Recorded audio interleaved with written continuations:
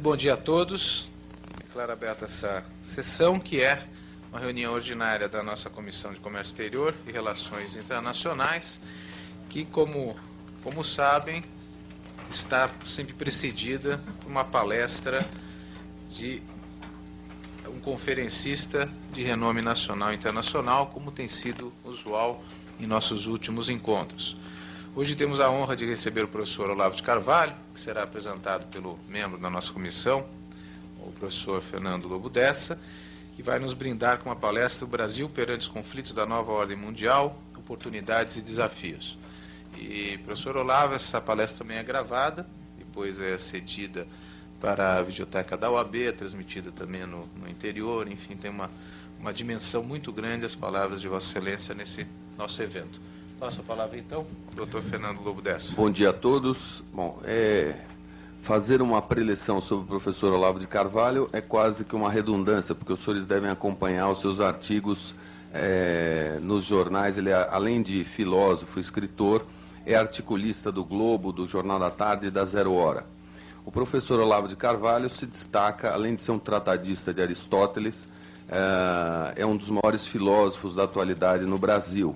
É um profundo conhecedor dos ensinamentos da filosofia clássica e combate com bastante argúcia e veemência a tendência de socialização do Estado e da supressão das garantias individuais. O professor Olavo defende com argumentos bastante argutos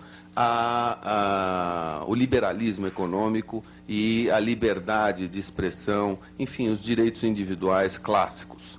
De modo que o professor Olavo é uma das maiores cabeças da atualidade na filosofia e no cenário filosófico brasileiro, que, portanto, dispensa maiores apresentações. Eu vou passar a palavra imediatamente a ele para que nós possamos beber das suas luzes.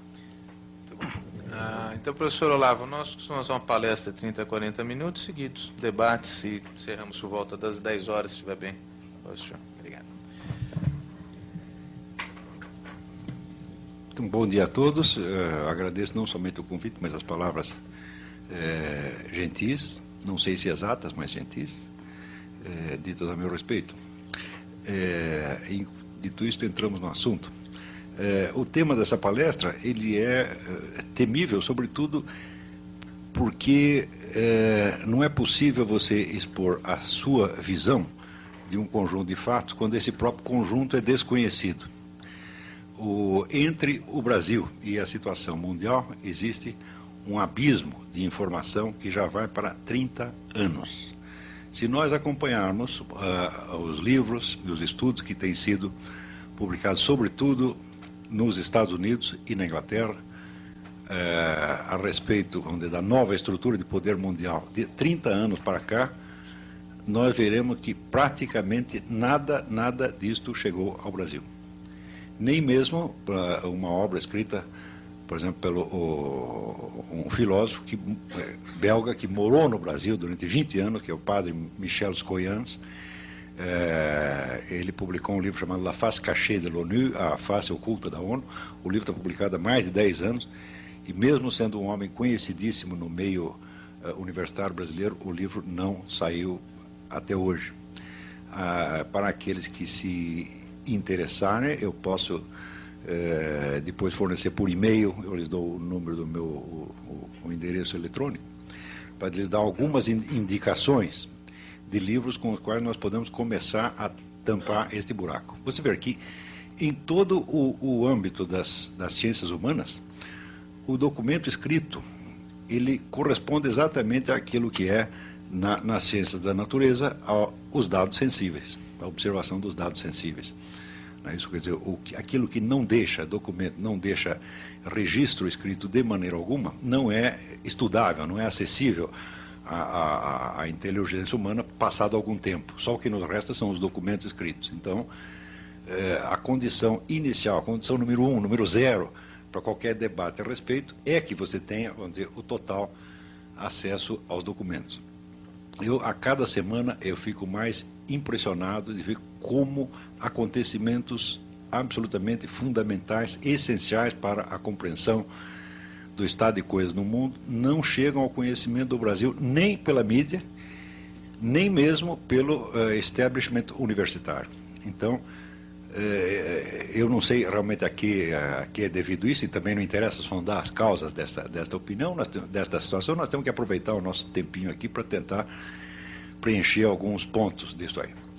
Mas, se você observar a opinião, vamos dizer, a visão dominante na mídia e nas classes letradas brasileiras hoje, nós estamos acreditando piamente no tal do mundo unipolar. Quer dizer, existe uma grande potência que, quando a outra terminou, se tornou o poder dominante. E, ao mesmo tempo, ninguém pergunta, mas se tem um mundo unipolar, como é que tem tantos conflitos e tantas guerras assim? Né?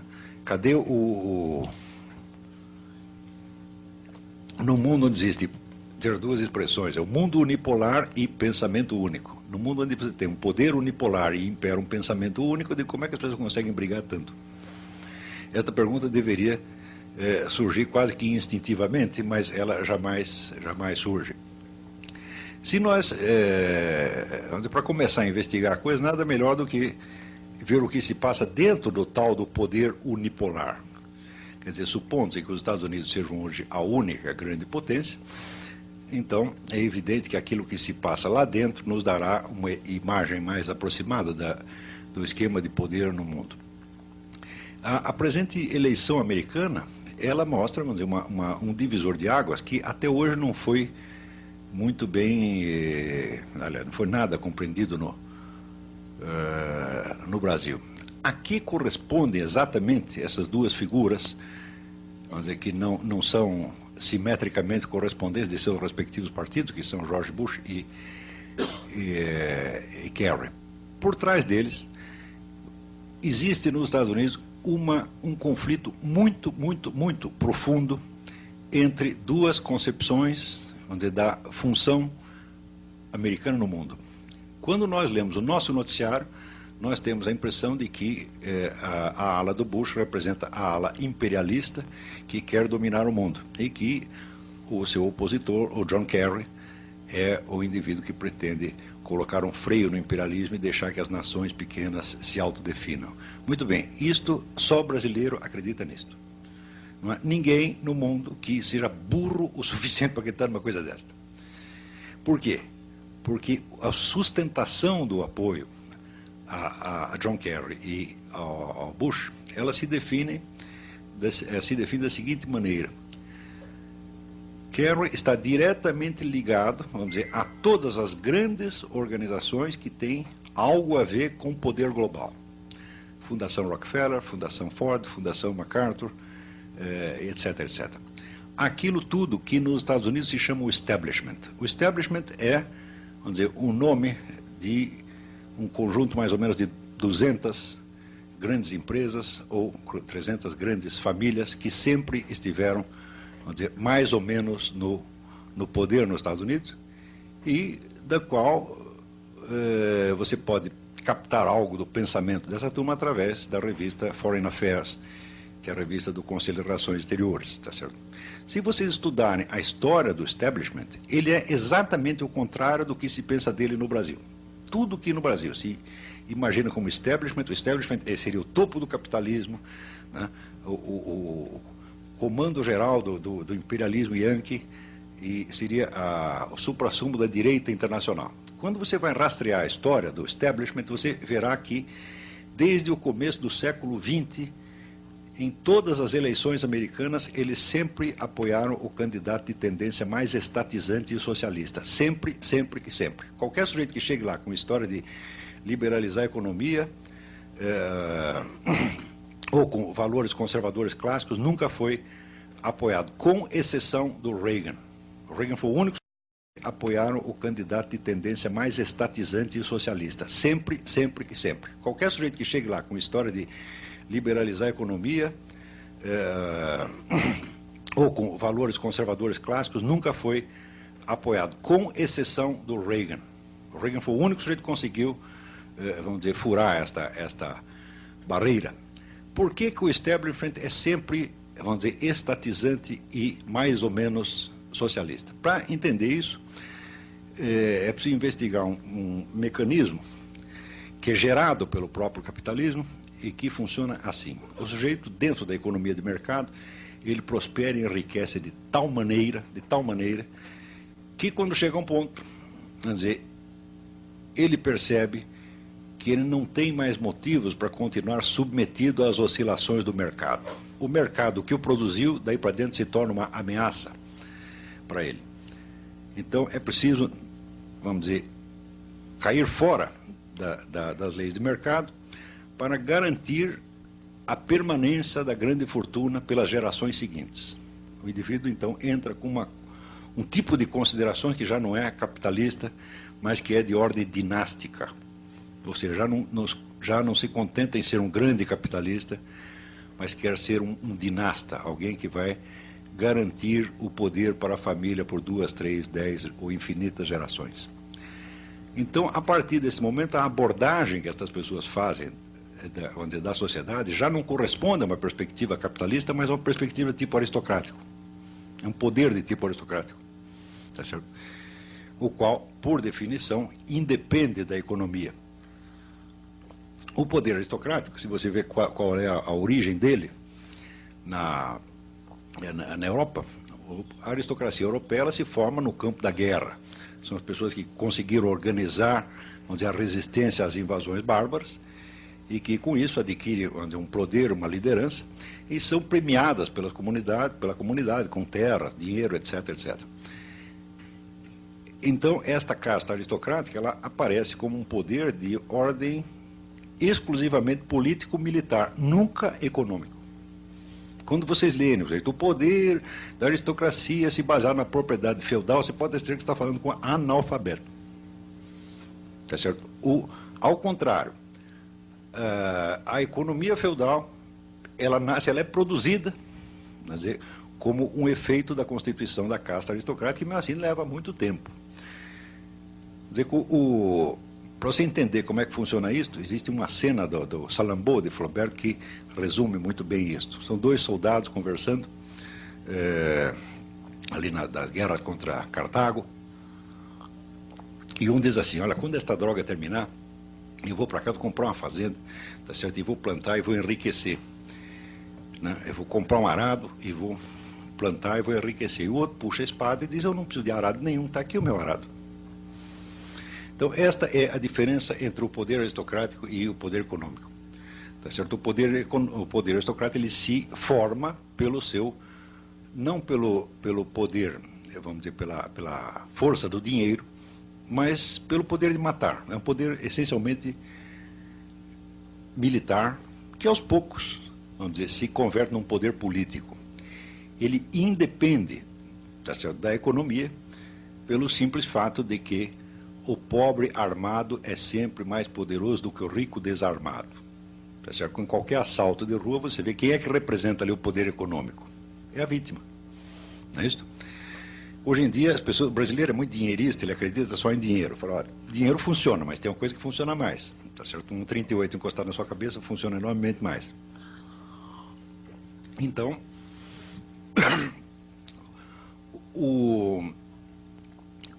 quando algumas, vamos dizer, grandes fortunas se tornam maiores ainda e começam a raciocinar em termos dinásticos, elas têm que vencer o próprio mecanismo da economia de mercado que as constituiu. E só tem um jeito de fazer isso: você tem que dominar o Estado. Tá certo? Então, quer dizer que o poder destas grandes organizações, é econômico até um certo ponto. Depois ele se converte num poder político-militar que já independe do curso das coisas econômicas. Por quê? Porque tem os meios de dirigir, de dominar, de estrangular esse mecanismo do mercado. A essas pessoas eu chamo os metacapitalistas. Metacapitalistas é que eles começaram como capitalistas, mas já transcenderam a condição de capitalistas e se tornaram uma espécie de nova casta aristocrática. Tá certo? A estas pessoas você pode dizer que o capitalismo como tal, o capitalismo liberal, não interessa mais. Então, qual seria a alternativa? O comunismo? Já claro que não, porque há muitas décadas. Claro que eles poderiam constituir o Estado comunista. Você constitui uma nomenclatura, você domina o Estado e você fica lá eternamente. Seria possível fazer isso. Politicamente, sim. O que não é economicamente. Porque a economia comunista, a partir do instante em que você estatiza todos os meios de produção, ela se torna completamente inviável. Isso já foi demonstrado em 1922 pelo Ludwig von Mises, quando ele diz o seguinte, ele diz, olha, o que é o comunismo? O comunismo é a economia planificada, tá certo? Para você fazer a economia planificada, você precisa fazer um negócio chamado cálculo de preço. Como é que você faz o cálculo de preço? Através do mercado. Se você abole a economia de mercado, não tem preço, portanto não tem cálculo de preço, portanto não tem economia planificada. Então, quem quer que tenha acreditado por 2 minutos em economia comunista, tá certo? Acredita no quadrado redondo. Tá certo? Então, isso aí, você não pense que a elite econômica ou que a elite governante soviética não sabia disso. Sempre souberam. Tá certo? Então, economia, quem quer que diga, nós vamos aqui implantar uma economia comunista, você não vai não. O que você vai fazer é o seguinte, você vai chamar de comunismo e você vai criar um capitalismo subterrâneo, clandestino, que representará, como representou na Rússia, mais de 50% da economia. Tá certo? E em cima você vai maquiar com um planejamento comunista, feito todinho, exatamente como foram feitas as estatísticas soviéticas, na base, vamos dizer, de dados falsificados. As estatísticas soviéticas não é que elas eram falseadas, elas eram totalmente inventadas. Não havia lugar no mundo onde o governo ignorasse tão majestosamente a realidade da economia do que na União Soviética. Tá certo? Quer dizer, aquele que parecia ser a economia mais dirigida do mundo era a economia mais anárquica do mundo. Como é que você vê isso? Vocês já repararam como no dia seguinte da queda do comunismo apareceram milionários russos? Sim, do dia para a noite.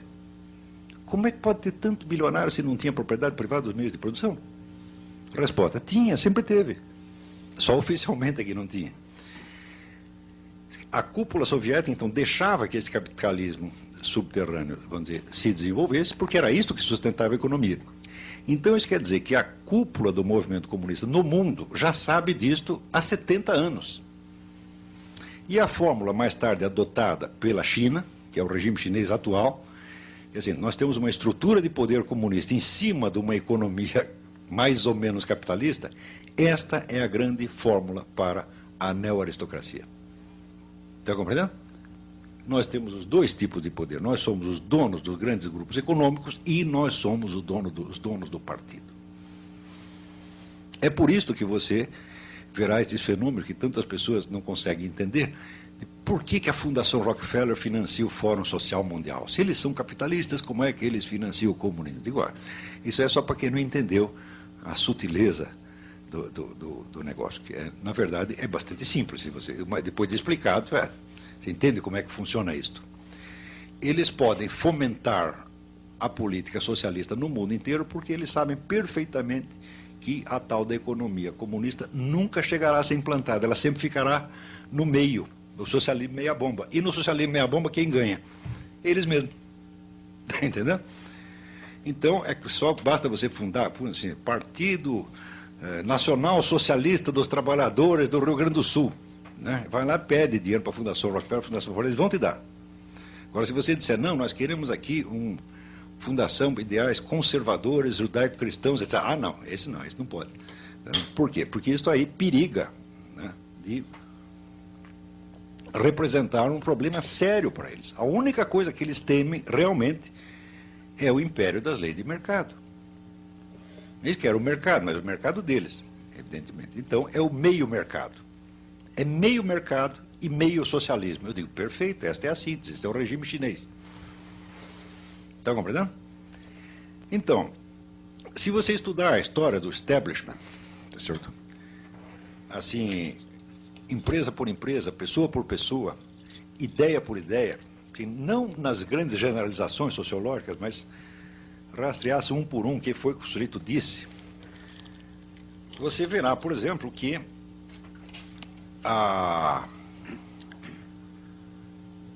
dali saiu, depois da guerra, a famosa política de contenção do comunismo. Já ouviram falar de George F. Kennan? Hein? George F. Kennan era um diplomata, filósofo americano, que inventou a estratégia de contenção do comunismo. Eu digo, olha, suponha o seguinte, que você está armado até os dentes, rico, tá certo? E você está sendo desafiado por um sujeito pobre e desarmado, não é isso? Mas que quer acabar com você, tá certo? O que você faz? Você dá um tiro nele ou você se limita a contê-lo? Esta era a situação no fim da Segunda Guerra. A União Soviética estava absolutamente devastada, a sua economia em frangalhos, o exército não existia mais, mas mesmo assim tinham aquela posição agressiva de se expandir e tomar o mundo. Daí chega o americano e diz, não, nós vamos fazer uma política de contenção.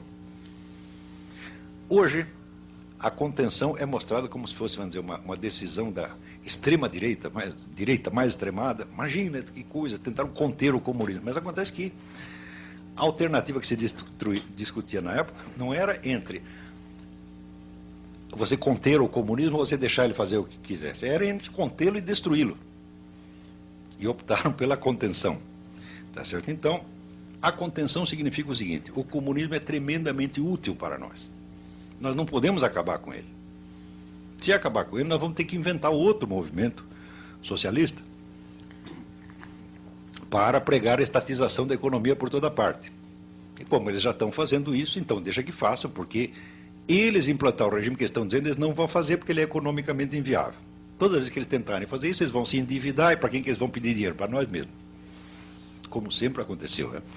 O regime comunista sempre sobreviver de ajuda ocidental, estatal ou privada. Então, não vale a pena acabar com o comunismo, é preciso contê-lo. Então, quer dizer, esta pequena consideração estratégica dessas grandes fortunas custaram aproximadamente, no mínimo, 40 milhões de vidas humanas, que foi o que o comunismo matou depois disto. Então, as pessoas que tinham meios de liquidar com aquilo já depois da guerra, não liquidar, não, deixa crescer, é bom para nós.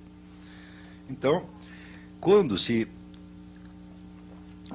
as pessoas imaginam que essa grande elite econômica é cínica, eu digo, você não sabe o que é cinismo, põe cinismo nisso, é muito mais do que você está pensando. É? Então,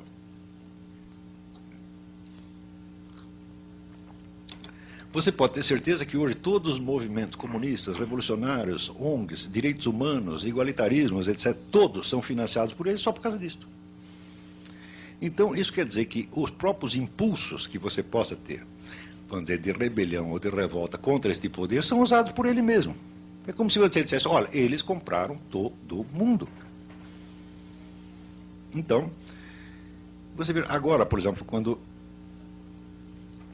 o presente governo começa a estudar assim, a chamada privatização da Amazônia. Vamos entregar a Amazônia à administração de ONGs internacionais. Eu sempre disse isso, como eu estou informado do assunto, eu sempre disse, olha, vocês querem saber o que é entreguismo? Espero o PT chegar no poder. Tudo que você diz de entreguismo que houve até aqui vai ser fichinha. Eles vão tomar e vão entregar tudo no dia seguinte. Vocês, como? Mas eles são esquerdistas, anti-americanos, anti-imperialistas, etc, etc. Eu digo, tudo conversa mole, não é assim que as coisas funcionam. Por quê? Porque o grande imperialismo que existe hoje não é o imperialismo propriamente americano, é o imperialismo global, tá certo? Que alia o establishment americano a estes grandes movimentos esquerdistas, entre aspas, que até hoje se deve usar até isso entre aspas, do mundo, aos grandes organismos internacionais e aos remanescentes do poder soviético. São todos parentes, todos trabalham juntos, e para você confirmar isso é só você perguntar quem paga quem financia quem. Existe um site na internet que chama Activist Cash, o dinheiro dos ativistas. É só você ver lá, você vai rastreando, olha, aqui saiu o dinheiro do fulano, banco tal, para a ONG tal, que repassou para não sei quem, aí você vai entender que existe, vamos dizer, é uma rede de sustentação do poder global, que vai desde o establishment nova-iorquino, tá certo, até o MST. Quem pode resistir contra uma coisa dessa? Ninguém. Agora, quem está contra? Quem está contra são os conservadores americanos. Só que contra, peraí, também não tanto. Então, alguns estão contra e outros estão quase contra. Por quê?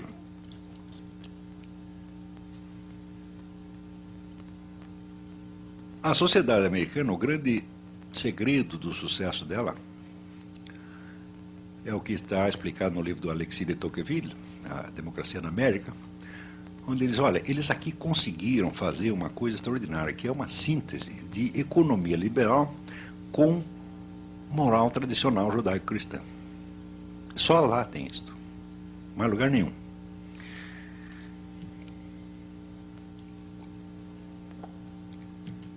E acontece que este novo esquema de poder internacional, ele não quer nem uma coisa nem outra, não pode ter nem economia liberal, tá certo? Por quê? Porque isso aí corroeria, vamos dizer, tornaria vulnerável de novo o poder do establishment, ele estaria novamente à mercê da economia de mercado, em vez de controlá-la, tá certo? E também não pode ter a moral judaico-cristã, porque se você tem uma moral estabelecida de ordem tradicional, então o povo se comporta de acordo com aquela moral. E você, para dirigir o curso dos acontecimentos históricos, é preciso que você invente a moral. Para você mudar a conduta das pessoas, você tem que ter os meios de, em poucos anos, você trocar os valores morais delas, tá certo? De modo que elas aceitem aquilo que antes consideravam inaceitável. Então, quando você vai ver toda a grande revolução dos costumes morais que tem no mundo, é o movimento gay, é isso, é aquilo, da onde sai a grana? Dali mesmo. Não porque eles estejam muito interessados em gays, etc. Claro que não. O que importa não é o conteúdo destes movimentos. O conteúdo é só para contentar os militantes. O que importa é o efeito real, o efeito objetivo que estas coisas têm na sociedade. Se você tem ao mesmo tempo, vamos dizer, centenas de movimentos corroendo os princípios morais antigos e propondo novos, o que acontece? Vamos dizer, a própria aceleração da mudança, tá certo? Torna impossível as pessoas se adaptarem seriamente à nova situação. Então você acaba vivendo de simulação.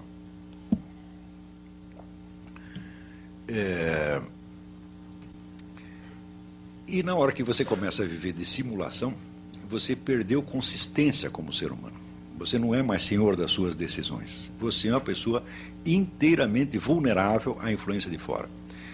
Para você ver a rapidez com que as pessoas mudam de opinião, tá certo? Assim, do dia para a noite, só porque a mídia disse isto, disse aquilo,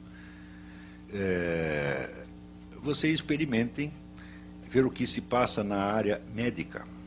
Por exemplo, diz, tal coisa faz mal. No dia seguinte, todo mundo foge daquela coisa. Você não sabe se faz mal mesmo. Então, esta área, estas campanhas médicas que alertam contra isso ou aquilo, elas são, por exemplo, uma espécie de laboratório de controle social. Você pode dizer, hoje, o prazo que o establishment necessita para mudar as atitudes da humanidade inteira sobre o que quer que seja é de aproximadamente 3 meses. Tamanho, vamos dizer, o poder que isto concentrou nas mãos. E aquelas correntes, organizações que você acredita, que elas mesmas acreditam estar fazendo oposição a isso, acreditam que são os anti-imperialistas, são financiados pela mesma central. Tá certo? Ora, nos Estados Unidos, um certo grupo de pessoas intelectuais conservadores há 50 anos começou a perceber esta coisa e falou, peraí, nós não queremos isso. Nós queremos viver no antigo sistema americano. Nós queremos a moral judaico-cristã, queremos as liberdades individuais, tampouco nos lixando para isso. Quanto à posição americana no mundo, nós nos contentamos em ser a nação mais rica, mais poderosa, mais culta, etc, etc. Nós não queremos inventar não queremos ter que administrar o mundo inteiro. Tá certo? A loucura atual é tamanha que é este pessoal que aparece na mídia como se fosse os imperialistas que querem dominar o mundo. E outro, justamente a Fundação Ford, Rockefeller, etc, etc, por trás de Kerry, aparece como se fossem os anti-imperialistas. Né? Eu digo, bom, no mundo, hoje em dia, está um pouco difícil enganar as pessoas a esse ponto. Nos Estados Unidos não conseguem enganar, mas aqui enganam a todos por causa da falta total de informação circulante. Tá certo? Vamos dizer, a bibliografia existente sobre isso é tão grande, que eu não consigo sequer completar a lista de livros. Vamos dizer, eu comprei e li uns 200. Que ninguém leu aqui, ninguém nem sabe o que é isso, ninguém sabe do que eu estou falando. Tá certo? Pega a pessoa mais culta do país, elas não sabem. Por quê? A informação circulante depende apenas de dois meios: mídia, os jornais, televisão e o movimento editorial.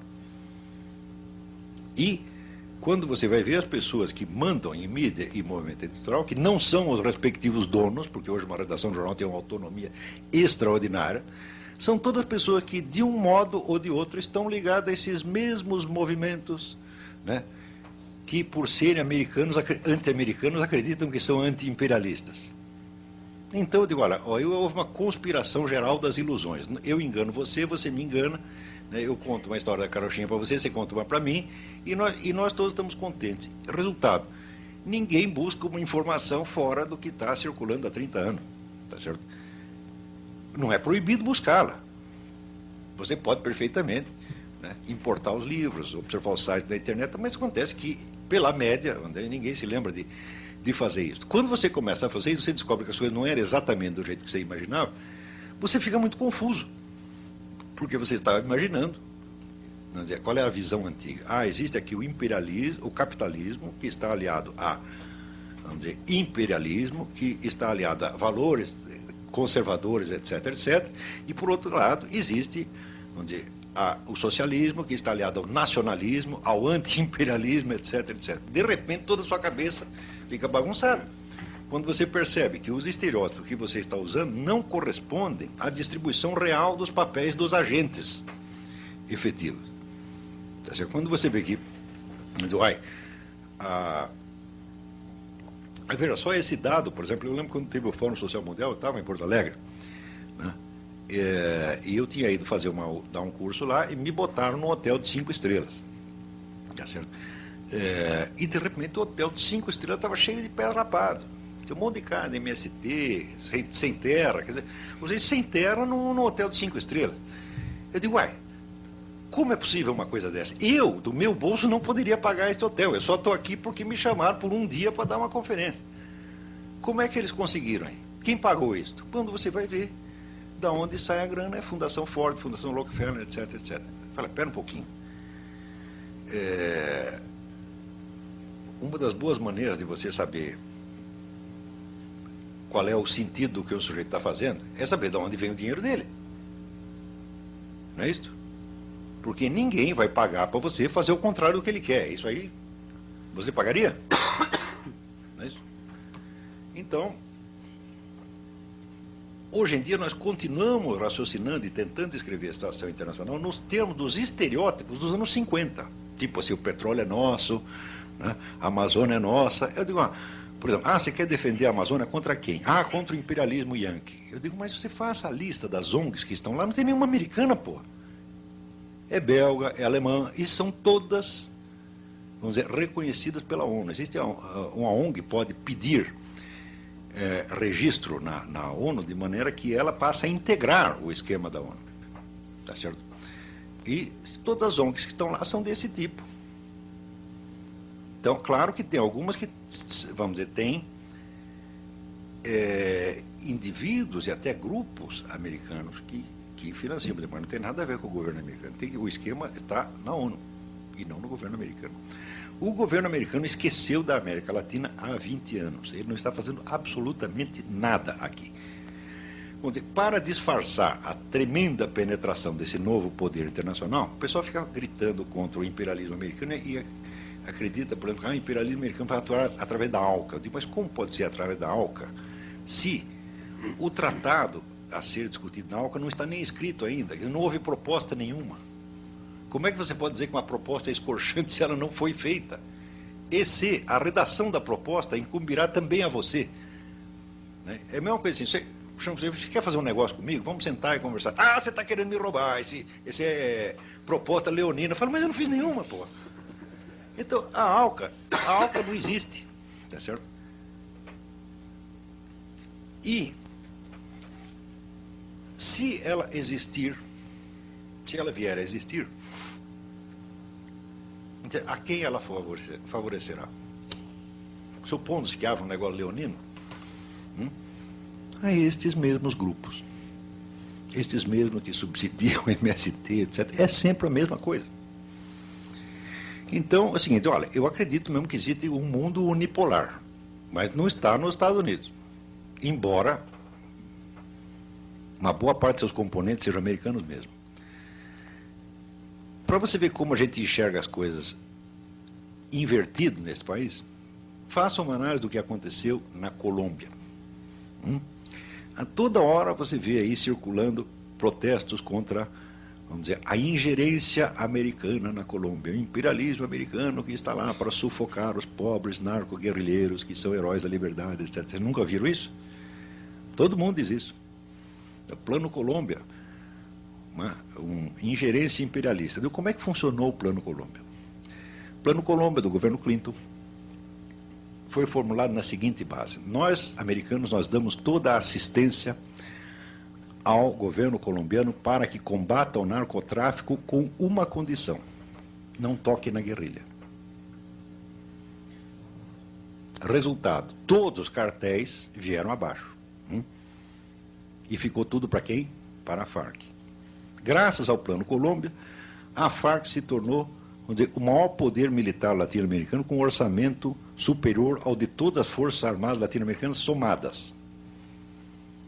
Você vai dizer, mas que burrada do governo Clinton. Eu digo, você acha que o governo Clinton é meio burro a ponto de fazer uma coisa dessa? Se você ajuda a combater todos os delinquentes menos um, o que acontece com esse um? Ele se torna o único, né? Ou seja, isto é claro que foi intencional.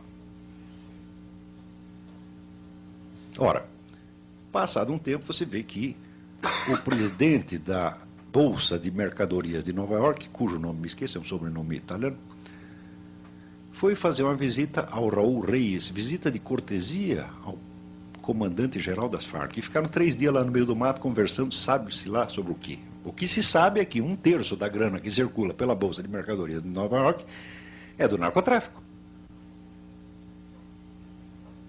Então, você vê, o pessoal de fora fica achando assim, não, o imperialismo americano está sufocando, né, a pobre guerrilha. Eu digo, não está sufocando nada, está ajudando. Mas, vamos dizer, os estereótipos de que existe aqui o nacionalismo de esquerda contra o imperialismo americano ainda continua na cabeça de todo mundo.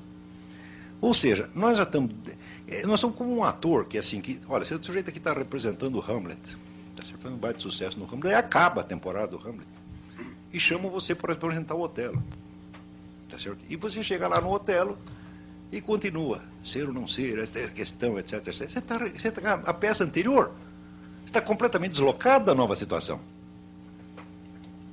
Eu não digo que entenda perfeitamente a nova situação, não, também não entendo. Isso aí é muito complexo, é muito abrangente demais. Isso não é coisa para uma cabeça humana, isso é coisa para alguns milhares de cabeças humanas tentando pensar, tá certo? E, infelizmente, eu só tenho a minha. E pode ter certeza que ninguém está me ajudando a entender isso. Ao contrário, ninguém parece que quer entender. Na mídia, pelo menos, não querem. Quando você levanta essas perguntas, dá aquele mal-estar, aquela coisa assim, e todo mundo varre a poeira para baixo do tapete.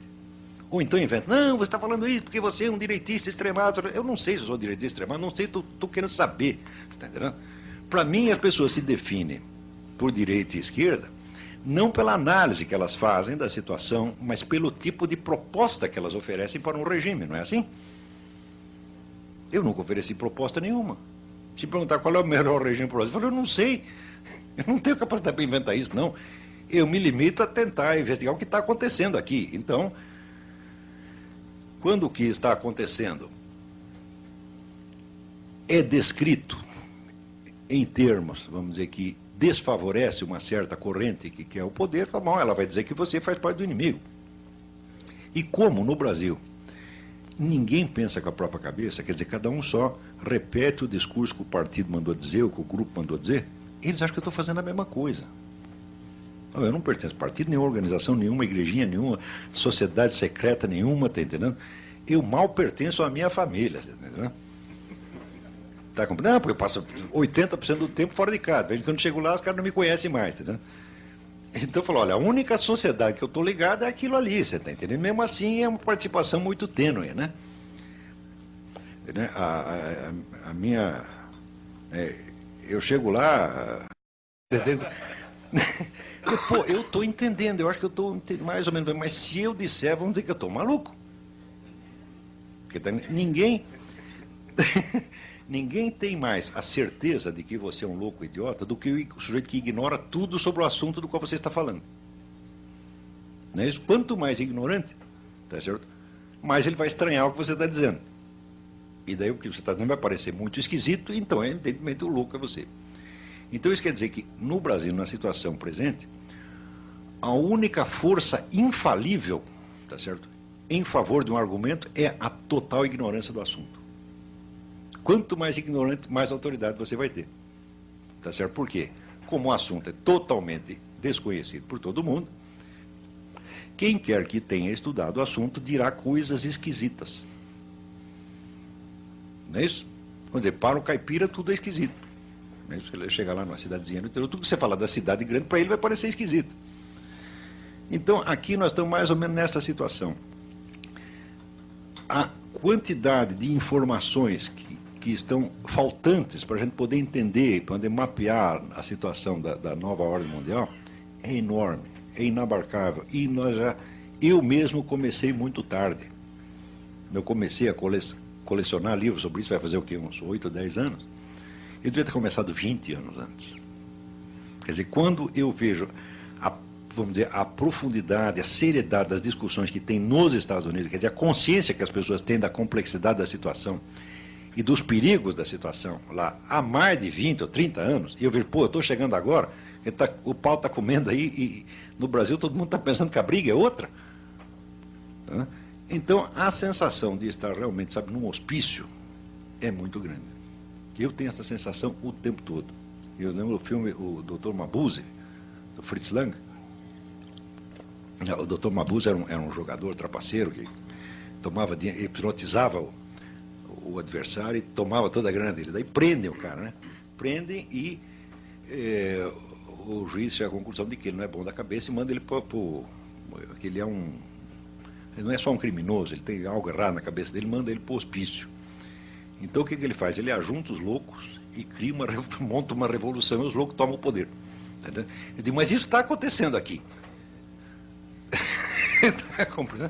Nós conseguimos fazer um país que está totalmente fora da realidade universal. Aqui, por exemplo, a gente fala de Estados Unidos o dia inteiro. Os americanos não sabem nada do que está acontecendo lá. Nada. Nós chegamos ao ponto de imaginar o contrário. Quer dizer, o Bush passa a representar a nova ordem mundial e o Kerry, né, é o sujeito, vamos dizer, ele é inimigo da nova ordem mundial. Não é possível você pensar uma coisa dessa. O que existe é o seguinte, o Kerry é 100% homem do establishment, como Bill Clinton também era. É o homem do metacapitalismo, é o homem do socialismo meia-bomba, que é o socialismo dos ricos, que é o único socialismo que existe. Tá certo? E o Bush é mais ou menos, meio a meio. Tá entendendo? Por quê? Quando você vai ver, bom, tem algumas coisas em que a política dele é contrária a isso, mas em outras cede em 100%. Isso quer dizer que hoje você tem uma luta desigual entre nova ordem mundial e uma oposição parcial em alguns lugares. Tá entendendo? Nos Estados Unidos, essa oposição é representada pelo Bush, representada muito mal, porque ele, assim, ele é meio humorista, vamos no cravo ou na ferradura. Por exemplo, você vê que a dissolução das soberanias nacionais faz parte deste programa da nova ordem mundial 100%. Isto é item fundamental. Como é que você faz para destruir as soberanias nacionais? Eu digo, é simples. Você começa por criar normas de educação que sejam aplicadas uniformemente em todo o mundo. Você sabe que o Brasil tem ministro da educação só por uma coisa. Para ir até a sede da ONU, perguntar lá, como é a receita, mestre? Pega lá, vem aqui e repassa, já adota isso aqui. E foi o que fez o Paulo Renato. O serviço dele consistiu nisto, tá certo? E é assim no mundo inteiro. Se você for na Zâmbia, os parâmetros educacionais são os mesmos. E os parâmetros educacionais vêm com toda aquela conversa mole, politicamente correta, coitadinhos dos gays, coitadinhos das minorias, coitadinhos não sei o quê. E você pensa que você aderindo a isso, você está indo contra o imperialismo e a nova ordem mundial, mas é ele que está pagando para você dizer isto, pô. Todas estas questões, gay, minoria e tal, são objetivamente irrelevantes. Todas elas. Só interessa a função que desempenham no conjunto. Você quer ser a favor de gay? Seja. Você quer ser a favor, você quer ser contra? Seja. Isto não influi nem contribui, como dizia o Paulo Francis. Entendeu? Isto não fede nem cheira. O que importa é que tem que ter, entre aspas, movimentos sociais. Um montão de movimento social. Quanto mais movimento social tem, você cria, assim, por exemplo, conexões, redes internacionais. Você cria aqui, sei lá, a associação dos... em prol das crianças carentes de cor verde com bolinhas. Entendeu? Então, imediatamente aquilo será integrado, quer dizer, na rede internacional criada pela ONU, vai circular verba para este movimento, tá certo? E você criará lealdades internacionais que são muito mais profundas do que qualquer lealdade nacional. Qualquer pessoa ligada a qualquer movimento social no mundo, ela está mais, vamos dizer, o vínculo político dela é muito mais com a rede internacional do que com o seu país. Então, imediatamente, acabam as soberanias. Você não precisa acabar com elas no papel. Porque, veja, a grande mudança social, cultural e política que está sendo implantada no mundo, ela não é uma obra de improviso. As pessoas ficaram 100 anos pensando isto. Quando surgiu o primeiro plano de nova ordem mundial? Surge em 1650 com um sujeito chamado João Amos Comenius. Um educador, nascido, parece, na Morávia. Quando você vê o plano do Comenius e você vê a estrutura da ONU, eu digo, mas é o plano do Comenius, igualzinho. Isto veio sendo discutido em elites intelectuais e financeiras e políticas no mundo durante todo este tempo. Entendeu? A bibliografia existente em torno é absolutamente inabarcável. Se você disser, olha, eu quero fazer uma história das ideias de nova ordem mundial, você vai dedicar a sua vida e não vai terminar. Por volta no fim do século XIX, um sujeito chamado Cecil Rhodes, que era um milionário inglês, fundador da Rodésia, ele criou um sistema de bolsas de estudo para criar uma elite intelectual mundial capaz de discutir essas coisas e, eventualmente, chegar a uma nova ordem mundial. Não se trata de uma conspiração, como as pessoas dizem. Não, tudo isso é público. Tá certo?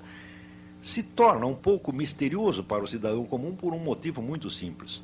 São ações de tão longo prazo que ultrapassam o prazo de vida das pessoas. São planos feitos para 100, 200 ou 300 anos depois. E isso, na cabeça do cidadão comum, é invisível. Como é invisível, ele vai dizer que é uma conspiração. Então, mas neste mesmo momento, enquanto nós estamos discutindo e conversando sobre isso aqui, você pode ter certeza que tem umas 100 ou 200, tá certo? Comissões da ONU, think tanks, elites universitárias, etc., etc.,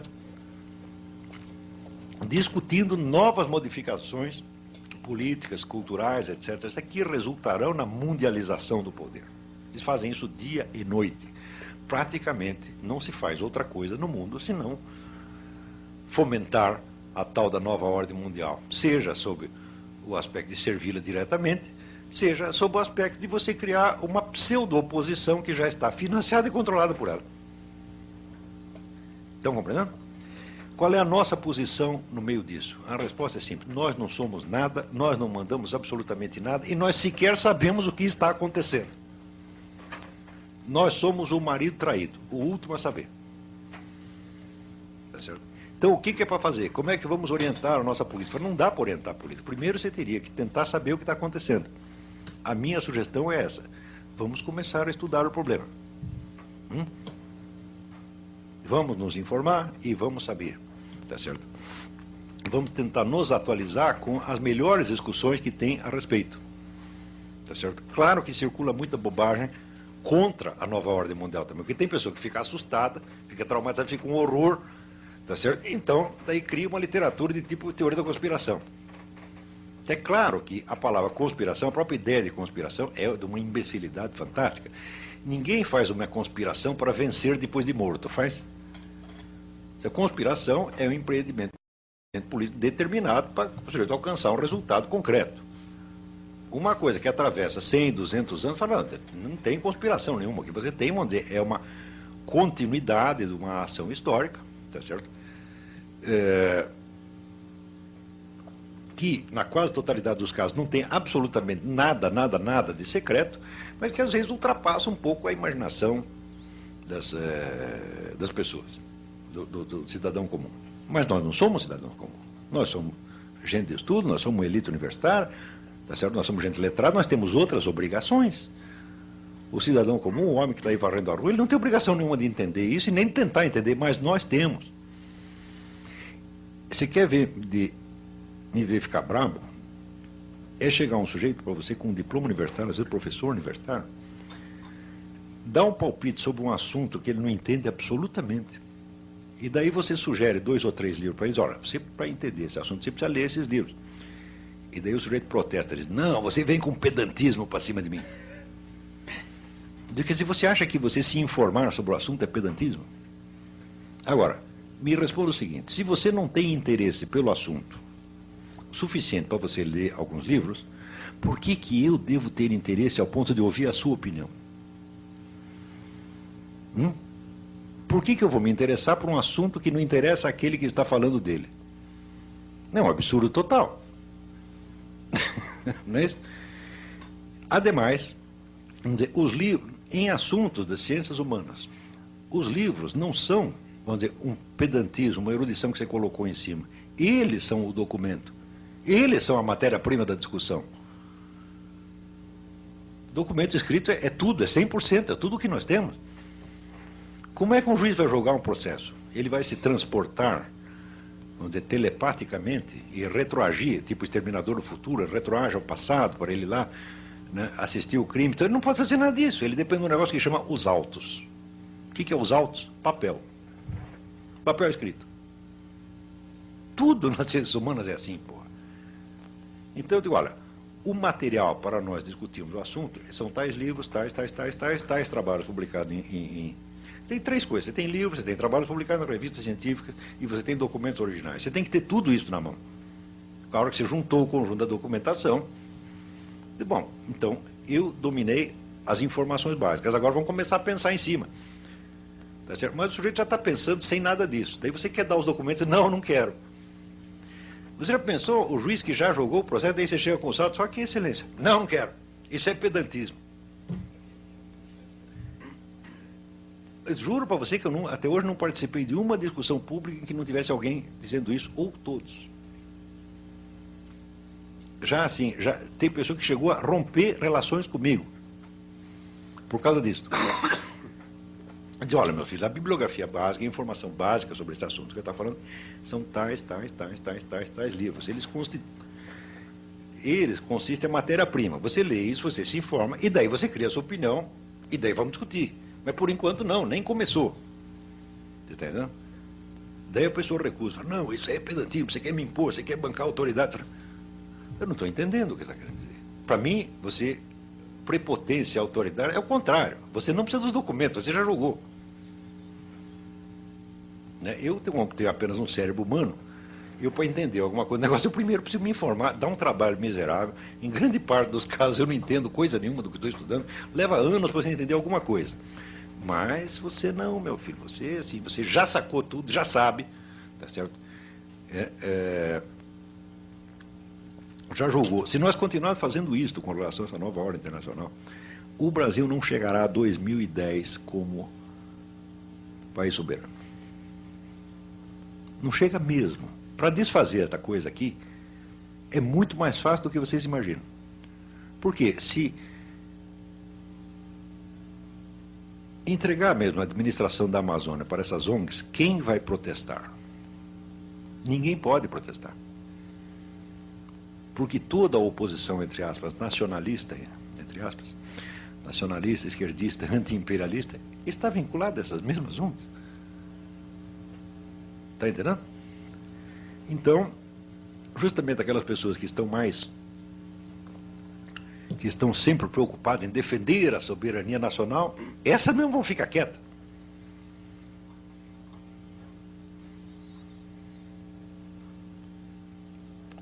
Então, houve um longo trabalho, vamos dizer, de você desarmar a inteligência brasileira, porque ela realmente não entende as coisas. E na hora que está bem, a situação está bem confusa, aí você dá o passo e diz aqui, entregamos a administração para as ONGs. Não vai haver condição de você articular uma oposição a isso, porque as pessoas não estão nem entendendo. Como é que nós vamos fazer oposição se eles estão entregando para os índios e se a gente estava lutando em favor dos índios? Então, quer comprometer a pessoa? Está todo mundo com o rabo preso numa coisa ou na outra. Não com o rabo preso financeiramente, por corrupção, não, mas pela concepção e pelos valores que tem defendido.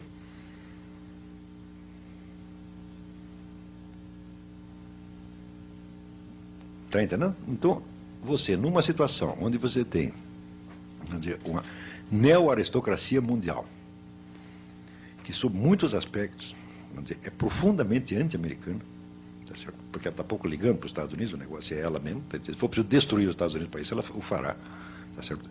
Assim como destruirá qualquer outro país, e onde você tem uma atuação multilateral, onde, às vezes, movimentos políticos opostos são controlados pelas mesmas fontes. Dentro de uma situação enormemente complexa dessa, nós ainda estamos tentando jogar tudo com os estereótipos dos anos 40, o petróleo é nosso, essas coisas todas. Ou seja, nós temos um nacionalismo bom para os anos 40. Nós estamos prontos para resolver os problemas da década de 40. Olavo, Oi. Nós temos ainda 5 minutos para você concluir, que temos perguntas. Então faça as perguntas, tá? Estou às ordens.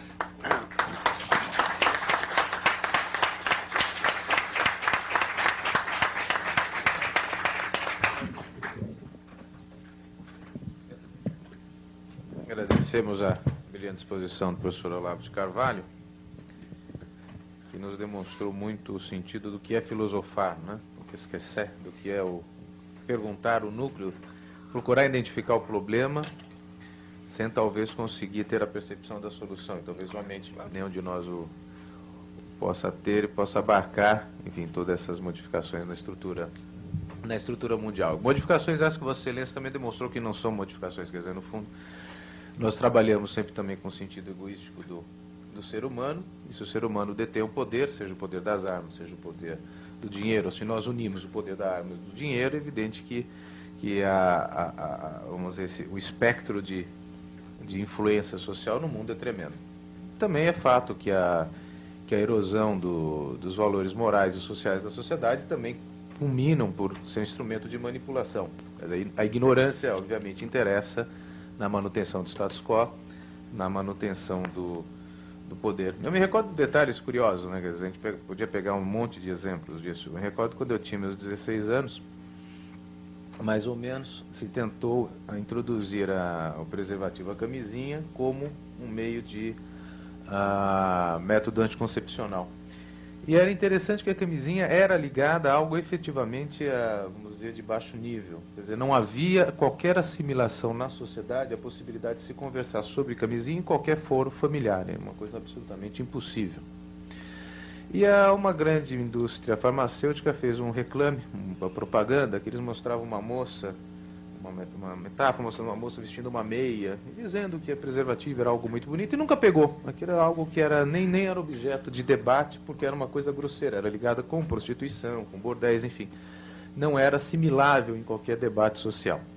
Com o passar dos anos, a tal de AIDS introduziu a camisinha não apenas como um instrumento de consumo e de comentário generalizado, como também até de políticas públicas, né? Quer dizer, dos estados comprando e distribuindo preservativo, embora hoje saiba-se, por exemplo, que se vê a camisinha como um fator de propagação da AIDS e de doenças e não como de preservação, porque de um lado ela até traz uma liberalização nos controles sociais e morais do indivíduo, como a própria AIDS.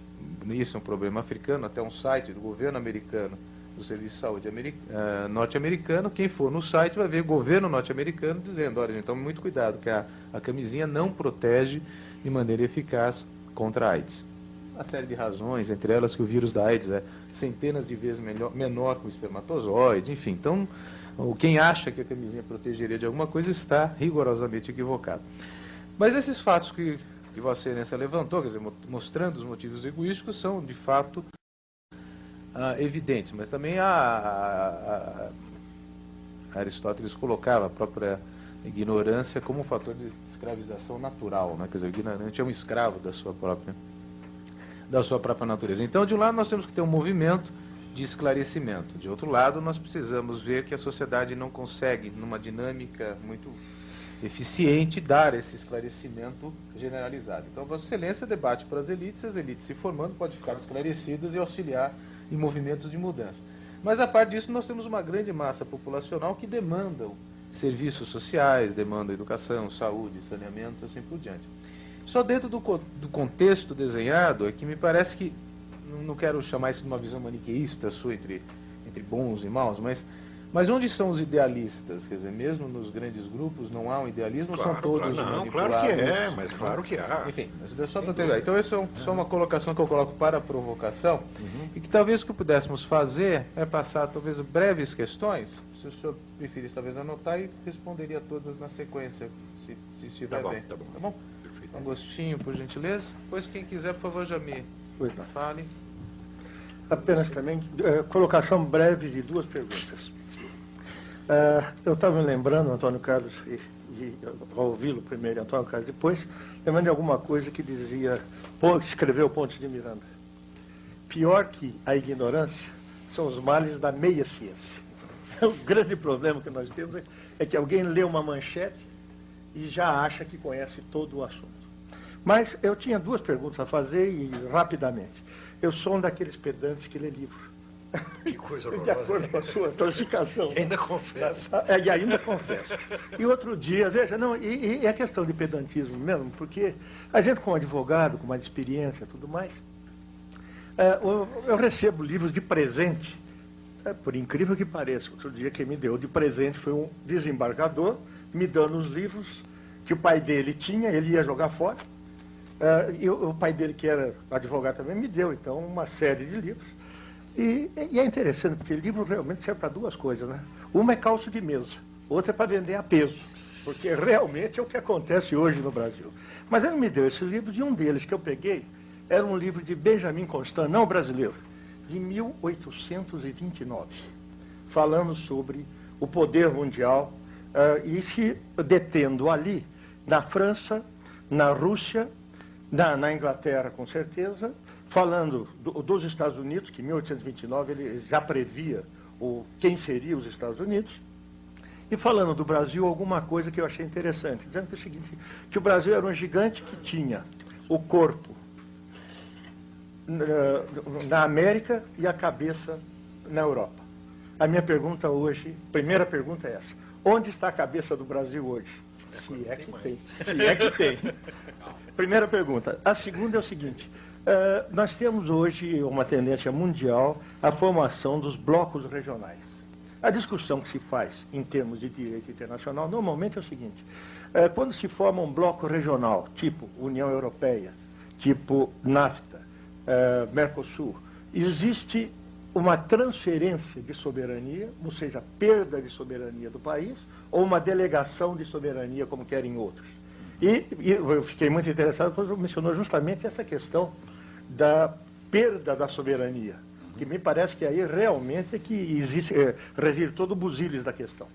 Realmente, existe uma perda, o movimento é de perda de soberania, e está sendo indicado, então, seria orientação desse establishment ou não. Basicamente, são apenas duas questões para lhe criar problemas.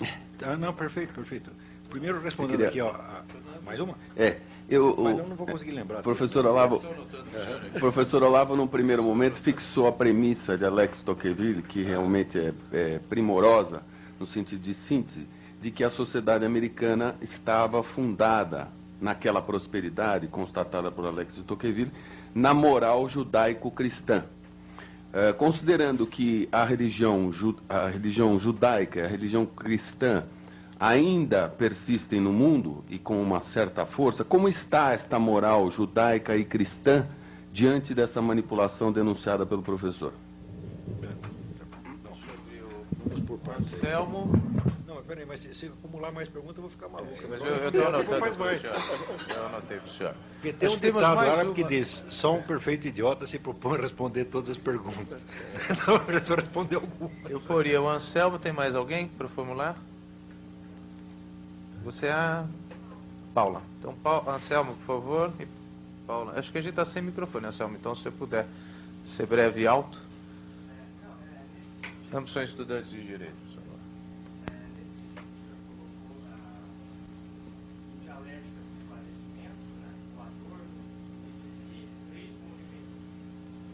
favor. Adorno, então, em Dialética do Esclarecimento, basicamente coloca que o capitalismo, então, controla a vida do ser humano, seja pela guerra deliberada ou pela guerra amenizada, que seria a indústria cultural, e ainda pela filantropia. São esses movimentos sociais que ele consideraria como vigia pobre, né? Justamente esse cinismo que o senhor atribuiu a esses movimentos ou ONGs que fazem esse tipo de política. E, nesse sentido, também eu gostaria de perguntar se o senhor concorda que a gente caminha, ou estamos ainda numa espécie de idade média, onde o conhecimento, a universidade, os livros, enfim, não é a realidade para a grande maioria da população e fica se discutindo entre elites. Essa é a minha colocação. Obrigado. Não sei se eu entendi Paula, a pergunta, última. mas... Acho que eu resumiria. Se eu estiver errado, eu falo. O Anselmo me corrige. A Paula, por favor, você passa aqui, Anselmo, por gentileza. Professor, eu tenho acompanhado, né, as notícias de jornal justamente com relação à ONU e o Conselho de Segurança, e eu queria entender melhor a intenção do Brasil de ter uma maior representatividade no Conselho de Segurança e como, e tendo em vista essa mentalidade do Brasil justamente de não estar a par do que acontece mundialmente, se essa representatividade do Brasil no Conselho de Segurança iria ser viável mesmo poder ajudar no final, né? Quer dizer, nas decisões que hoje estão sendo proferidas e que, na verdade, não estão podendo ser executadas justamente pela falta de democratização. Não sei bem explicar isso no que acontece hoje, né? Com os membros antigos que foram desde a criação da ONU, que nunca mais foi alterada, né? Era mais ou menos isso que eu queria entender melhor. Se eu conseguir resumir as questões. Bom, primeiro a minha questão é assim, onde está o idealismo na formulação das políticas públicas, como ele pode, enfim, influenciar, né, a formulação das políticas públicas? Não é melhor fazer uma por uma, eu respondo e daí você lê a seguinte? Pode ser. Eu diria, as três eu acho que tem a ver aqui. Idealismo primeiro, na formulação... eu acho essa pergunta fundamental, porque tá dizendo, pô, mas é tudo maligno, os caras estão querendo nos ferrar. Tá? Não, é claro que não é assim. Tá certo? Tem um verso de William Blake, né, que diz: "And Caiaphas was in his own mind a benefactor of mankind." Isso quer dizer, Caifás, quando condenou Jesus Cristo, achava que estava fazendo um bem, que era um benfeitor da humanidade. Tá certo? Quer dizer, nós temos sempre que tentar interpretar as pessoas e os grupos, em primeiro lugar, o primeiro elemento que nós temos. Então, para compreender uma situação, isso já dizia Aristóteles, a primeira coisa é o discurso do agente. O que o agente diz a respeito daquilo que ele mesmo está fazendo. Tá certo? Nós não precisamos nem concordar, nem discordar, mas este elemento é, vamos dizer, um componente da situação. Quando nós vemos o discurso dos agentes da nova ordem mundial, dos inumeráveis agentes que tem, você vê que existe ali uma grande quantidade, tá certo, de utopismo humanitário. Os caras acham que estão fazendo um grande negócio mesmo. Cecil Rhodes acreditava que, vamos dizer, o futuro da humanidade dependia daquilo que ele estava fazendo, tá certo? Então, eles podem estar totalmente enganados, mas nós não podemos dizer, não, esse pessoal só está agindo por interesses malignos, tá certo? Não, a coisa realmente não é assim, A coisa pode ser objetivamente maligna, embora não sendo subjetivamente. O sujeito pode estar assentado numa visão falseada da realidade e pode, sobretudo, ele estar agindo, vamos dizer, num âmbito, numa dimensão, num horizonte que é muito maior do que ele mesmo compreende. Então, como diz, o sapateiro subiu além das chinelas. Tá certo? E é justamente por esta pretensão, vamos dizer, abusiva, que se torna maligno. Quando você vê, se você estudar a história de Adolf Hitler, você verá em Hitler uma coisa muito peculiar. Ele não era um sujeito inculto. Ele sabia páginas e páginas de Nietzsche e Schopenhauer de cor. Sabia, vamos dizer, as óperas de Wagner de cor e tal, mas tinha uma coisa característica: ele só tinha cultura alemã. Ele nunca na vida tinha lido um único livro estrangeiro. Não é uma coisa estranha? Aqui existe um personagem caricato, que é assim que é o Policarpo Quaresma. Tudo que é estrangeiro, Policarpo Quaresma não lia. E existe um sujeito que fez a caricatura de si mesmo, um escritor francês chamado Paul Léotot, tá certo, que era um nacionalista francês, e perguntaram para ele se ele tinha lido a Bíblia. Ele disse: eu não leio livros que não foram escritos em francês. Então, como é que um tipo assim, vamos dizer, profunda, totalmente provinciano na sua cultura, ao mesmo tempo ele tem planos de escala mundial? Não é esquisito? Pelo menos o Policarpo Quaresma queria reformar só o Brasil. Mas Hitler, só sabendo da Alemanha, queria reformar o mundo. Não é normal isto.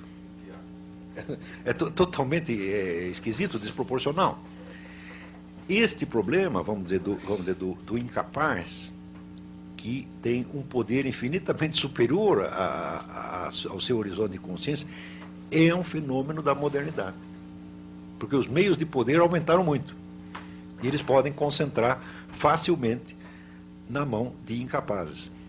Então, admitamos a hipótese: na cabeça dele, Hitler era um benfeitor da humanidade. Só que é o seguinte: ele não sabe o que é humanidade, ele não sabe o que é o bem, tá entendendo? Ele está no mundo da lua e querendo nos impor vamos dizer, aquela visãozinha desse tamanho que ele tem. Ele quer nos vestir aquela camisa de força. Você está entendendo? Então, vamos dizer, não podemos julgar as pessoas nem pelo seu idealismo e nem pela sua má intenção. O problema não é este. Você não precisa de má intenção para você fazer um estrago extraordinário. Basta você estar lidando com coisas que estão acima da sua capacidade. Porque aí, isso já implica a prepotência. Quer dizer, é o ignorante que não compreende as coisas e quer lhe impor a sua visão. Eu acho que existem mais pessoas, o mal no mundo vem mais disto aqui, vamos dizer, do que da malícia consciente. Eu tenho três que eu acho que a gente pode consolidar, que é a do Dr. Agostinho Papaula, que é onde está a cabeça do Brasil, se há uma perda de soberania, uma delegação de soberania, e esse papel do protagonismo do Brasil nos foros internacionais, principalmente no Conselho de Segurança, se tem benefícios ou não para o país e para a humanidade, vamos dizer assim. Você veja, se você pensar a cabeça do Brasil, e você estudar a história da inteligência brasileira, a inteligência, vamos dizer, a classe letrada atuante, aquilo que o Pierre Bourdieu chama as classes falantes, quer dizer, as pessoas que atuam através do conhecimento. Se você pegar a elite letrada do tempo do Império, tá certo? Ela era de nível internacional. Qualquer um daqueles, um Oliveira Lima, um Joaquim Nabuco, tá certo? Era idêntico a qualquer outro, qualquer concorrente americano ou europeu. Isso foi caindo, até um ponto do inimaginável. Né? Quer dizer, a degradação intelectual do Brasil, ela não pode mais ser, não há mais meios de descrevê-la. Eu outro dia até estava lendo as apostilas daquele pedagogo romeno, Reuven Feuerstein, que é especialista em recuperar a inteligência de meninos retardados mentais. E ele obtém sucesso. Ele pega um sujeito retardadinho mental, daqui a pouco o rapaz está estudando cálculo integral. Realmente ele tem uma técnica fantástica para isso. E ele faz uma lista de 28 deficiências básicas da inteligência humana. Né? E eu fui pegando uma por uma e analisando discursos públicos, tá certo, de intelectuais à luz daquilo. Não estou brincando. Parece cômico, mas não é. Eu estou falando a sério. Ele diz, por exemplo, a incapacidade de você apreender constantes por trás de um fluxo de acontecimentos. Isso no Brasil é quase obrigatório.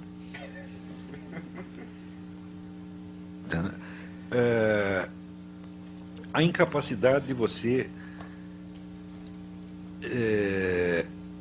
produzir mais de uma hipótese. Você não tem mais de uma hipótese. De cara já aposta numa hipótese, todas as outras não chegou a pensar naquilo. E assim por diante. Então, as 28, eu falei, mas peraí, mas as 28 no Brasil não são deficiências, elas são simplesmente a regra do jogo, é esta. É isso que fazem nossos professores universitários. Eles estão repassando esta deficiência de geração em geração. Isso se tornou inteiramente normal. É por isso que, por exemplo, eu estou escrevendo, porque tenho essa coluna na mídia, vai fazer mais de 10 anos. Eu nunca disse alguma coisa, tá certo, que não fosse respondida com outra completamente diferente. Nunca tocaram no assunto. Nunca. Se eu digo, essa semana, por exemplo, eu estava reclamando, o movimento gay está fazendo um assédio judicial contra o Dom Eugênio Salles. Junta 1.000, 2.000, 10.000 pessoas, todo mundo mete processo nele. Eu digo, pô, mas isso aí é uma sacanagem, uma prepotência. O que me responderam? Homofobia. Espera aí. Quer dizer que se juntasse, digamos, 1.000 religiosos para fazer um assédio judicial contra um gay, seria mais decente? É isso que você está querendo dizer? Ou seja, eu não estou discutindo nada de negócio de homossexual, estou falando desse procedimento judicial, não dá para focar nisso aqui, a pessoa logo muda de assunto. Isso é 100% assim. Nunca houve uma única discussão de alguma coisa que eu dissesse, um único artigo meu, que versasse sobre o mesmo assunto do artigo. Nunca. Então isso já se tornou normal. Então esse é um caso para o Dr. Feuerstein, não para mim. Então, bom, só para você... Isto, então, onde for parar a cabeça brasileira, eu digo, olha, é assim uma espécie de buraco de tatu, está lá dentro. Nós metemos a cabeça embaixo da terra, cobrimos, tampamos e não queremos saber de coisa nenhuma. Na medida que você faz isso, o que acontece? Você não entende a situação, você não consegue elaborá-la intelectualmente, então você se torna um cara impulsivo, você fica com os nervos à flor da pele, e você se sente o tempo todo ofendido, perseguido, magoado, desprezado, humilhado, tá certo? E você começa a protestar. Então, o que se faz no Brasil é só a expressão, vamos dizer, de emoções baixas. Inveja, rancor, suspeita, paranoia, o tempo todo. Então, assim, nós estamos o país está muito doente. Mas muito doente. Eu acho assim, um país onde, você vê, eu sempre fui respondido, sempre, como se eu fosse um representante de uma organização ultradireitista que está com propostas políticas, etc. Eu digo, mas peraí, mas eu não sou isso, porra. Eu não sou, nunca fui, não sou capaz de conceber que eu seja, não sou capaz de conceber eu falando em nome de quem quer que seja, a não ser do meu mesmo. Então, se monta em toda a discussão uma situação fictícia. Você está entendendo? Quer dizer, bom, não tem direita nenhuma falando, nós precisamos de uma direita, de um partido, uma organização de direita riquíssima e perigosa. Quem tem aí na mão? Tem esse tal do Olavo de Carvalho, fica sendo ele. Mas isso é muito louco, porra. Aquele negócio, vamos parar de palhaçada? Não pode parar. Então, isso quer dizer que o teatro brasileiro, nós seguimos tanto com esse fingimento, que agora não podemos voltar mais atrás. Isso é eu tenho um amigo meu que era um gênio da psicologia clínica, ele dizia, neurose é uma mentira esquecida na qual você ainda acredita. Então, aí o Brasil já neurotizou. Nós estamos incapazes de pensar. A nossa única chance é parar para examinar as coisas como são. Ora, no Conselho de Segurança. Bom, um lugar no Conselho de Segurança, nós queremos um quarto melhor no hospício, é isso? Não tem nada que fazer na ONU, pô. Não tem nem que estar lá. Ela só nos faz mal. O problema da nossa previdência vem da ONU, o problema da nossa educação vem da ONU, o problema da saúde vem da ONU, o problema vamos dizer, do banditismo vem da ONU, tudo. Quer dizer, a ONU vem nos ensinar a resolver nossos problemas. Porque não resolve o problema dela. Por exemplo, vocês sabem qual é a maior taxa de pedofilia no mundo? Os assistentes sociais da ONU. Se fala de padre católico, bom, tem aí 50 padres católicos. Para cada padre católico que pegou um menino, tem 500 cara da ONU que pegaram menino, sobretudo na África. Eles não conseguem resolver nem isto. Eu acho que a ONU tem que fechar. Tem que acabar com esse negócio. Você veja o caso do Iraque. Quanto tempo eles ficaram discutindo o Iraque? O total de vítimas, de presos políticos mortos no Iraque, parece que é 300 mil. Mais ou menos isso. Se não for 300, 250, alguma coisa assim. Você divide isso aí pelo tempo que o Saddam Hussein governou aquele negócio, dá 30 pessoas por dia. Quer dizer, cada novo dia de discussões, mais 30, e mais 30, e mais 30, e mais 30. De repente chega uma hora que o Bush diz, perdi a paciência, agora eu vou lá e invado. Diz, muito bem, morreu 3 mil pessoas. Total, que morreu é 3 mil, 4 mil. Eu digo, bom, se você prosseguisse a discussão por mais 3 meses, ia morrer mais ainda. Então, todas essas pessoas que morreram durante o tempo que a ONU ficou discutindo, não precisariam ter morrido. Então, falaram, foi certo invadir o Iraque? Eu, no começo, eu achava errado. Na hora que abriram as covas e começou a aparecer cadáver, falaram, claro que foi certo, tem que parar essa porcaria já. Você não pode reconhecer a soberania a soberania é isso, o cara vai matar a sua própria população o tempo todo, sem parar. Então, não interessa se foi guerra de petróleo, se esse negócio acabou e já era para ter acabado há muito tempo. Tá certo? Então, eu não, sinceramente não sei qual é a vantagem de estar na ONU. Tem as duas perguntas finais aqui. E a pergunta dele sobre o negócio da indústria cultural. Anselmo, que, se eu entendi a pergunta, Anselmo, enfim, entende que também que os livros podem ser instrumento de manipulação, seria isso. Quer dizer, o próprio livro não ser instrumento de libertação, mas de manipulação, talvez em síntese. Bom, manipulação do conhecimento. E finalizando com a pergunta do Fernando, como está a moral judaico-cristã nos dias de hoje em As duas perguntas, uma encaixa com a outra. Bom, então, você veja, os autos do processo não são instrumento de manipulação? Então os dois ali tentando manipular o juiz? Então ele diz, não quero ser manipulado, então não vou ler nada disso, mas senão eles vão me enrolar. Mas é claro que, veja, todo e qualquer discurso, sobre o que quer que seja, ele tem que ser interpretado primeiro como discurso do agente. Ou seja, o sujeito diz uma coisa, esta é a definição que ele está dando dele mesmo. Tá certo? Seja com o intuito de te manipular, seja com o intuito de se justificar, este é o primeiro nível de entendimento do texto que você tem que ter. Depois, no segundo nível, todo e qualquer discurso é resposta a um outro discurso. Então, contra quem ele está falando? Então, daí você começa a articular a autodefinição que o sujeito se dá e articula numa outra. Em terceiro lugar, todo e qualquer discurso é um componente de uma situação de discurso.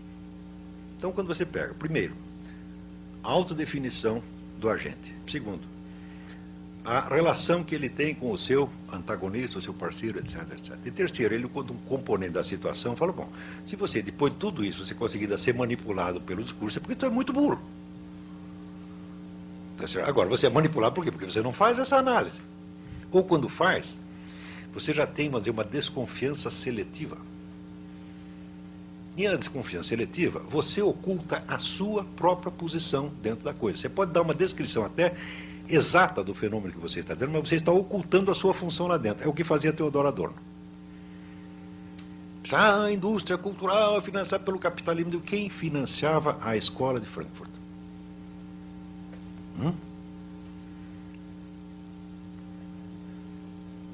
Estas mesmíssimas forças que eu estou me referindo. Então, se o teu dinheiro vem de lá, tá certo? É porque, não porque você esteja servindo necessariamente a interesses escusos, não é disso que eu estou falando. Mas você tem uma articulação no conjunto. Se você pega a indústria cultural, o Brasil está cheio de livros sobre a indústria cultural. Todas analisam a indústria cultural como um instrumento de dominação capitalista. Sim? Não é assim? 100%? Deu muito bem. Você pega a estrutura do capitalismo e pega a indústria cultural e coloca uma dentro da outra. Só que você está esquecendo um terceiro elemento. Qual a composição sociológica, né, das pessoas que fazem a indústria cultural? Sociológica, ideológica, etc, etc. Se você perguntar assim para mim, olha, se você pegar toda a indústria cultural brasileira, pergunta assim, quantos moralistas reacionários judaico-cristãos tem na indústria cultural? Resposta, nenhum. Só tem progressista, feminista, socialista, etc, etc. Eu digo, bom, a composição sociológica e ideológica é esta. Isto não é um elemento importante da situação? Estão compreendendo? Então, é claro que a indústria cultural é um componente importante da estrutura do capitalismo, mas ela funciona a favor ou contra? Ela foi feita para manter o status quo ou foi feita para mudá-lo? E para mudá-lo, vamos dizer, transferir o poder da mão dos capitalistas para a mão de quem? Eu digo, é sempre assim, dos capitalistas para os metacapitalistas. Sempre. Através de quem? Dos bons serviços prestados pela intelectualidade esquerdista, incluindo Teodoro Adorno. Então, quando um sujeito ele entende, ele consegue descrever fenômenos da realidade, mas ele não sabe qual é o papel que ele está tendo ali, ele está como que em estado de transe, em estado de hipnose. Ele é um sujeito que está representando uma peça, mas ele esqueceu que é peça. Ele acha que é realidade. É isto que eu chamo, é um estudo que eu fiz, chama paralaxe cognitiva. Paralaxe cognitiva é quando o eixo da descrição que o sujeito dá da realidade não coincide com o eixo da sua situação existencial. Então é como se ele estivesse aqui, mas ele está descrevendo esta sala como se ele estivesse lá na outra rua. E uma coisa não combina com a outra. Toda a escola de Frankfurt padece de paralaxe gravíssima, gravíssima. Nenhum deles nunca sabia onde estava. Eram pessoas inteligentes, brilhantes, só que estavam todos na mão da lua. Como o corpo está aqui, mas a cabeça está lá. E o Brasil inteiro também padece de paralaxe. E voltando a esta pergunta. Nós sempre estamos analisando as coisas, não desde a nossa experiência real. É difícil, você analisar desde a experiência é difícil. Por quê? Porque a experiência não vem com nome, não vem com palavras, tá certo? Ela sempre vem confusa. E você fazer todo o trabalho de abstração que vai da sua experiência singular, conseguir expressá-la em termos gerais, é dificílimo. Então o que você faz? Você pega os termos que já estão prontos. Quando uma vez eu trabalhava numa revista feminina, chamada Nova, não sei se ela existe ainda, e tinha ali várias sessões de cartas. As mulheres escreviam, e uma escrevia para conselheiro pedagógico, outra para conselheiro jurídico, outra para conselheiro médico.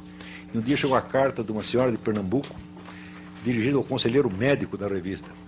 E ela dizia assim: doutor, eu estou com um grave problema de ejaculação precoce. É claro que ela não tinha este problema, ela tinha algum. Não sabendo expressá-lo, ela expressou, né, pegou uma expressão padronizada e disse, deve ser isso. As nossas análises são todas assim. Mulher se queixando de ejaculação precoce, homem se queixando de problemas menstruais. Eu digo, bom, algum sofrimento você tem, mas não deve ser esse. Está entendendo? Então, nós precisamos começar a tentar dizer a nossa experiência, por mais difícil que ela seja. Ela não tem nome. Agora, não vai pegar assim, esses vamos dizer, conceitos prontos e tentar se virar com eles. Isso nunca dá certo. É melhor você chegar e dizer, olha, eu tenho um problema qualquer que eu não sei o que é, do que você se queixar de um problema que você não tem nem pode ter. Agora, vamos à última pergunta, né? Que é a moral cristã, judaico-cristã nos dias de hoje. Doutor Fernando Lobo dessa. Bom, quando o Tocqueville disse que o segredo do sucesso americano era exatamente a articulação que eles tinham feito entre a economia liberal e a moral judaico-cristã, ele disse uma coisa de uma importância extraordinária. Você não pode esquecer que a moral judaico-cristã, ela surge, vamos dizer, em sociedades muito mais simples do que a nossa. Tá certo? Você tem uma homogeneidade cultural muito maior, tá certo? E não se esqueça que quando Moisés desceu do Alto Sinai com os 10 mandamentos, quantas pessoas tinham lá embaixo esperando ele? 40 mil. 40 mil é uma pequeniníssima cidade do interior. Não é isso? E, bom, e se Moisés, você vai levar os 10 mandamentos aqui para, sei lá, para a China, 2 bilhões de pessoas. Moisés voltava correndo para o Alto Sinai e falou, não vou descer lá não, pô. Eu não sou trouxa de querer mandar em toda essa gente ao mesmo tempo. Numa sociedade complexa dessa, que tem até o fenômeno que o cara chama de multiculturalismo, a homogeneidade moral é uma utopia completa. Então, o que é preciso fazer? É preciso fazer um arranjo sábio. O único país que tinha o segredo desse arranjo sábio era os americanos. Tinha, não tem mais. Se você... diz, bom, nós vamos abolir a moral judaico-cristã e agora nós estamos, vamos dizer, ou vamos inventar outra, ou ficar sem nenhuma, vamos nos guiar pelas leis de mercado, vamos nos guiar pelos ideais socialistas, etc, etc. E você está muito louco. Essas coisas não se fazem assim. De primeiro, a pessoa não tem ideia do que seja uma religião. Acreditam que a religião é um negócio de fé. De fé. A religião é uma doutrina na qual você acredita sem ter razões para acreditar. Todo mundo acha que a religião é isso. Até quem acredita em religião acredita. Eu digo, nenhuma religião é isso. Entre o surgimento do cristianismo e a formulação da doutrina cristã passaram-se alguns séculos. O cristianismo não aparece uma forma de doutrina, aparece uma forma de uma série de acontecimentos com um impacto formidável, entendeu? Que só muito gradativamente, ao qual só muito gradativamente as pessoas dão uma expressão doutrinal. Ou você consegue imaginar, pelo menos vivenciar imaginativamente esses acontecimentos, para você, vamos dizer, conseguir de algum modo penetrar na atmosfera originária daquela religião, ou você nunca vai saber o que é a religião. Você pegar o que é o judaísmo, é um conjunto de crenças, digo, não, é a história real do povo judeu ao longo dos milênios, conservada na memória coletiva. Ou você consegue conceber isso, ou você nunca vai saber o que é judaísmo. Agora, todo mundo discute religião acreditando que é um formulário de crenças prontinho, no qual ou você acredita ou não acredita. Que estupidez é essa? As religiões são o único elemento criador de civilização. Não tem outro, não existiu, nem vai existir outro jamais. Se as pessoas acham que elas podem inventar uma civilização em laboratório, eu digo, elas vão produzir monstros. E ora, se você pensar, há 200 anos nós temos feito isso, nós temos inventado sociedades que são monstros. O que é a sociedade, a maravilhosa sociedade liberal da Revolução Francesa, né? Nós vamos libertar a humanidade da opressão. Daí assim, em 3 meses você mata mais gente do que a Inquisição Espanhola tinha matado em 4 séculos. E daí, não, isso aí está errado, nós temos que inventar outra. Não, fazer o socialista. Tá certo? Porque esses caras eram os burgueses vendidos. Chega o socialismo e mata 1000 vezes mais gente. E daí aparece, não, o socialismo está errado, porque se fizer o socialismo internacional tem que ser o socialismo nacional. O nazismo mata mais ainda. Mas quando é que vai parar esse negócio, porra? Essa história de achar que você pode inventar um mundo, isto tem que parar. Entendeu? Qualquer sujeito que diz, eu tenho aqui a proposta do mundo melhor, eu já me escondo embaixo da cama. Está entendendo? E os caras estão inventando, já inventaram o mundo da democracia francesa, o mundo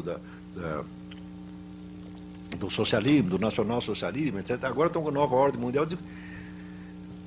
Se fosse possível, vamos dizer, lançar um programa, o meu programa é inteiramente negativo. Eu falo, ora, mundo melhor não, de jeito nenhum. Vamos tentar entender isso mais ou menos como está. E quanto menos você mexer. E nesse sentido, eu posso dizer, eu sou um conservador. Conservador é um sujeito que tem medo de mexer nas coisas para não piorar. E em medicina você tem 2 orientações, são a orientação radical e a orientação conservadora. Radical o que quer? Não, vamos operar lá, cortar esse negócio. Nem tem orientação conservadora. Espera aí, vamos ver direitinho. Bom, eu decididamente estou nessa. Por quê? Porque eu não tenho nenhum plano de mundo melhor e eu já vi todos os planos de mundo melhor, todos, sem exceção, sempre terminaram em genocídio. Então, se for para terminar com vamos dizer, um apelo, é isso, fujam do mundo melhor. Tá, obrigado. Tá bom.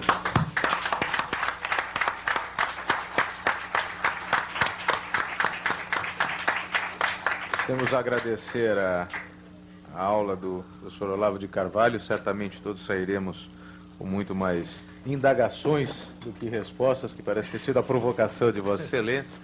E sobre engenharia social tem um livro muito bom, que é o do Paul Johnson, Modern Times. No Modern Times, o Paul Johnson traça todo o século XX as várias experiências de engenharia social, que demonstrando Tudo assim. todas as experiências sociais terminarem em genocídio e continuam terminando em genocídios, como o senhor bem colocou. Eu passaria a Vossa Excelência pelas mãos do nosso membro, a quem agradeço, que fez essa ponte, convidando Vossa Excelência para a participação, uma placa comemorativa desta data, que diz: a Ordem dos Advogados do Brasil, pela Comissão de Comércio Exterior e Relações Internacionais, tem a honra de homenagear com a presente placa o ilustre conferencista, professor Olavo de Carvalho, pela brilhante conferência proferida nesta data, sobre o tema Brasil perante os conflitos da nova ordem mundial, oportunidades e desafios, São Paulo, 6 de agosto de 2004. Assina o nosso presidente Luiz Flávio Borges Durso, presidente desta casa, e eu como presidente dessa comissão. Muito obrigado.